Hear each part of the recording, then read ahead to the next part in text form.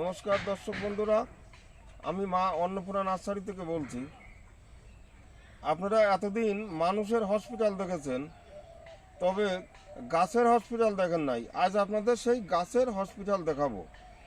গাছ অসুস্থ হলে কিভাবে হসপিটালে আছে বা প্রায় মরার পথে সেই গাছ হসপিটালে থাকার পরে চিকিৎসা হওয়ার পরে গাছ আবার কোনো রকমভাবে বেঁচে উঠছে, সেগুলি আপনাদের সামনে তুলে ধরবো। তার আগে বলছি, ভিডিওটা আগাগোড়া দেখার চেষ্টা করবেন, আর যারা নতুন, ভিডিওটা ভালো লাগলে পরে সাবস্ক্রাইব করবেন।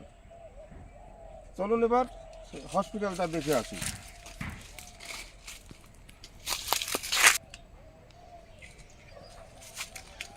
হসপিটাল, গাছের হসপিটাল, মানে গাছের হসপিটাল বলতে গাছ অসুস্থ হলে পরে হসপিটালে যায়। হসপিটাল বলতে এই দেখুন ছায়া জায়গা, সেটা আপনার গাছের নিচেও হতে পারে, এই যে সমস্ত গাছ গাছের নিচেও হতে পারে, আপনার ঘরে হতে পারে, কোনো সেটের নিচেও হতে পারে। এবার যে তাপমাত্রা, এত তাপমাত্রা রৌদ্রে সে বলার কথা না। আর যাদের গাছ টবে আছে, মাটির গাছই অনেক গাছ একটু জলের অভাব পড়লেই গাছ পাতা পুড়ে মারা যাচ্ছে, আর টবে তো মরার কথাই। একটু অযত্ন করলে, একটু খেয়াল না রাখলে পরে একদিনে গাছ মরবে। যেমন এই দেখুন, এই গাছটা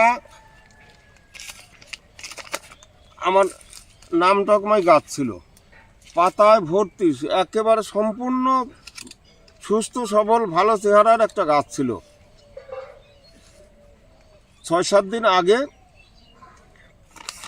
তবু প্রায় এখানে এইটুকু প্যাকেটে 1 লিটারের বেশি জল আনবে, এই রকম জল দেওয়া হয়। কোনো কারণে একটা দিন জল দেওয়া হয়নি। আর এই জল না দিলে পরে মাটি, সকালে জল দিবেন, বিকালে দেখবেন মাটি এরকম ছোটো টব হলে মাটি শুকনো হয়ে গেছে, আর রোদ্রের সময় মাটি গরম হয়ে যাবে। একেতে শুকনো মাটি, তারপর গরম হলে পরে ওই শিকড় নষ্ট হয়ে যাবে, আর সে গাছ বাঁচবে না। এই গাছটা একদিন জল দেওয়া হয়নি, আর পাতা দেখা গেল এইরকম পুড়িয়ে একেবারে সব চারিদিক পুড়িয়ে মানে মচমচে হয়ে গেল। এই যে এরকম মচমচে হয়ে গেল, তাতে গাছ বাঁচার কোনো কথা ছিল না। আমিও জানি এই গাছ আর কোনো মতেই বাঁচানো যাবে না। যদি আপনাদের কারোর এরকম হয়ে থাকে, এই যে ভালো গাছ 2 দিন আগে দেখলেন ভালো, রোদ্রের কারণে এরকম কিছু পাতা কাঁচা আছে বা অর্ধেক সাইড পুড়ে গেছে, এরকম মচমচে হয়ে গেছে, কিছু হয়তো কাঁচা ভাব আছে, এই রকম হলে পরে আর সেই গাছ দেরি করবেন না। রোদ্রে যদি থাকে, সে রোদ্রে থেকে নিয়ে টব ধরে নিয়ে ছায়াতে যাবেন। এই ছায়াতে বলতে সেই হসপিটাল। যদি গাছ থাকে গাছের নিচে, আর যাদের একেবারে ছাদের গাছ, যে কোনো পাশে ছায়াতে নিয়ে এরকম শোয়াবেন, একেবারে মাটির সঙ্গে শোয়ালেন। গোড়াটা আগে জল দিয়ে ভিজাবেন, ঠান্ডা জলের ভিতরে বালতিতে জল দিয়ে চুবাবেন, 5 মিনিট রাখলেন, মাটিটা ভিজে গেল। তারপরে এরকম একেবারে ছায়া জায়গায় শোয়াবেন, শোয়ায় পাতায় ভালো করে ঠান্ডা জল দিয়ে ভিজাবেন। ভিজানোর পর কিছু চট হোক বা ছিঁড়া কাপড় হোক, সেগুলি ভিজায় এর উপরে চাপা দিয়ে রাখবেন। আমরা অবশ্যই সেটা দেখানো হলো না, এই চাপা দিয়ে রাখবেন।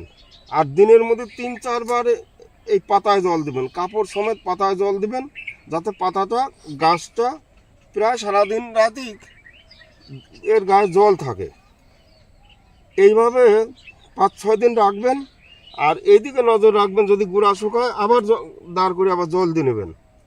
তাহলে পরে আপনার এই ধরনের অসুস্থ মরার পথাকার গাছও আবার বেঁচে উঠবে। এর ঠিক হতে আবার সময় লাগবে, এখন প্রায় অন্তত 4-5 মাস সময় লাগবে। কবে পাতা ছাড়বে, তারপর পাতা হবে, সেদিন আবার আপনার গাছ দেখার মতো হবে, তবু বাঁচবে। আর যদি এই অবস্থা না করেন, যেখানে রোদ্রে আছে পাতা পুড়ে গেছে, আপনি সে রোদ্রেই জল দিচ্ছেন। এই দেখুন আমার এই গাছ,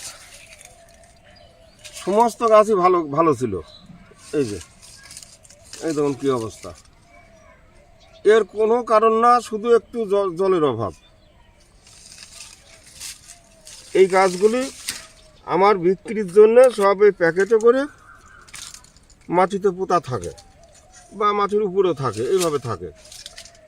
এই যে এইটা যে জল দেওয়ার যে জায়গা, এখানে কিন্তু 200 গ্রাম জল দেওয়ার জায়গা আছে।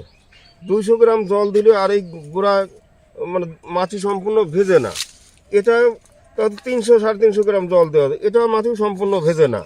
তাই আমি যদি সকালে একবার জল দিই, ভালো মতো মাটি ভিজলো না। কারণ আগের দিন সকালে জল দেওয়া, সারাদিন শুকালো, রাত গেল, সকালবেলা আবার জল দিলাম, যে জল দিলাম তাতে কিন্তু মাটি ভিজলো না।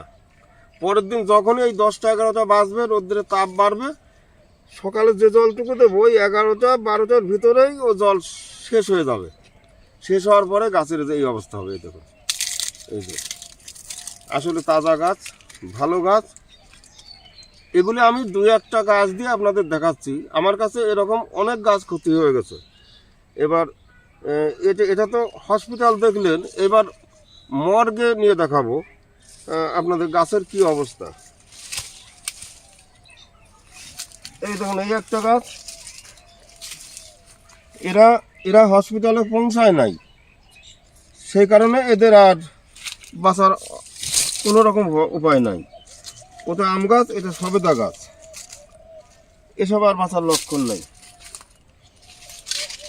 এই একটা বড় গাছ, এ তো বেশ ভালো ছিল, এত শক্ত গাছ, এত বড় গাছ, এ মরার তো কোনো কথা না।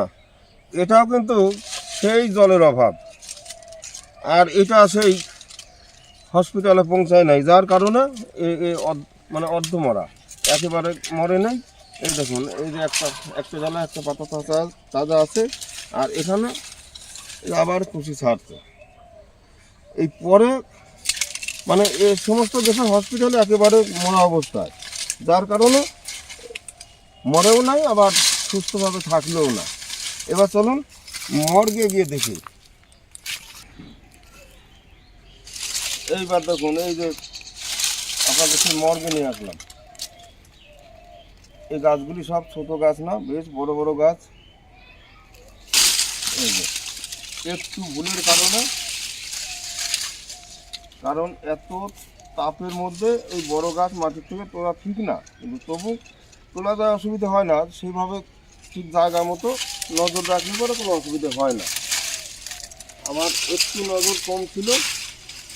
এই দেখুন, এই সম্পূর্ণ গাছ, এখানে অন্তত 30টা গাছ মরে পরিষ্কার হয়ে গেছে। তা আমার মাটির থেকে তোলা গাছ, আর আপনাদের হয়তো টবে লাগানো গাছ, কিন্তু নজর না রাখলে সেই একই অবস্থা হবে। তাই বলছি, এখন যতদিন এই বৃষ্টি না হচ্ছে, তাপমাত্রা বেশি আছে, ততদিনে আপনারা এই বেকায়দা মরার হাত থেকে গাছ বাঁচাতে হলে পরে ছায়ার ব্যবস্থা করেন।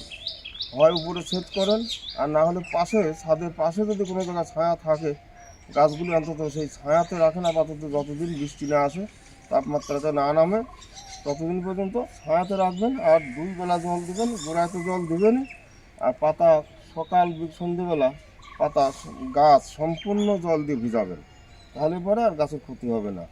আর একবার যদি কোনো গাছে এরকম আপনি একটা গাছ তৈরি করলেন, 1 বছর বা 2 বছর ধরে এরকম বড় গাছ তৈরি করলেন, পাতা যদি একবার মানে মরা হয়ে যায়, আর বাঁচাতে পারবেন না।